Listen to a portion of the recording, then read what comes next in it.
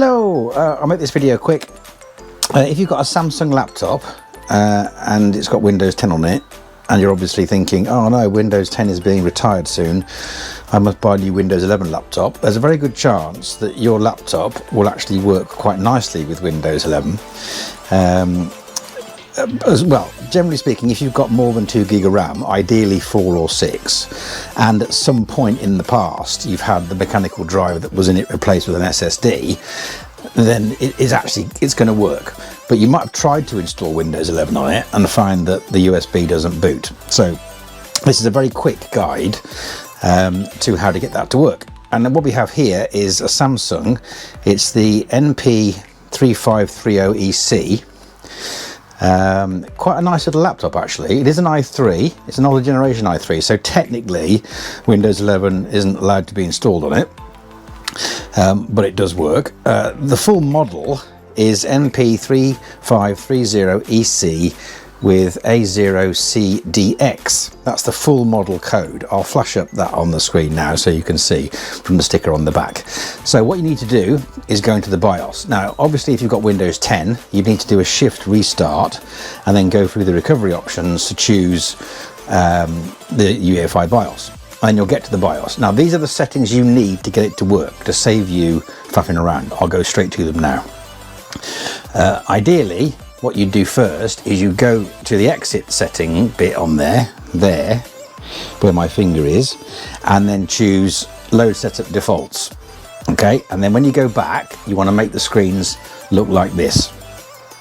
So on the advanced tab there's a fast BIOS mode. You want to make sure that's disabled. AHCI mode is on auto. Battery life cycle extension disabled, doesn't matter about that. USB 3 wake up is enabled. Now what that does is it means that the BIOS initializes itself fully, including all the USB ports, especially the USB 3 port, before booting. So it makes the boot process slightly longer than if you have fast BIOS mode enabled. Okay, so those are the settings you need for that screen. For security, you can leave it as it is. If you go to boot, what you want is secure boot. You want it disabled, and then when it goes to OS mode selection, choose UEFI OS, right? And then when you save and exit those settings with your Windows 11 USB stick in, it should then boot from the USB stick, and then you'll be able to install Windows 11. Okay, as you can see here, this machine is now booting up with Windows 11 on it. Hooray! So you can get Windows 11 to work. Now what I did was I used Rufus, and what that does is it allows you to create Windows 11 boot USB stick that bypasses the TPM and CPU check.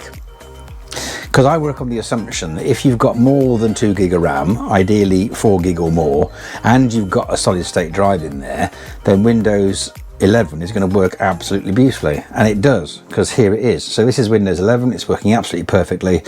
It's got everything working. It detects all the drivers. You run Windows Update, you install all the optional driver updates, you look back in Device Manager and it's there. So it works. So you don't need to buy a new laptop just because Microsoft are retiring Windows 10. So I hope this video has helped you. If it does, like and subscribe. You can leave a comment. This should work for all Samsung laptops, because what I noticed when I first tried to install Windows 11 on this is that it wouldn't recognize the USB stick at all and wouldn't boot from it. So it's not your USB stick.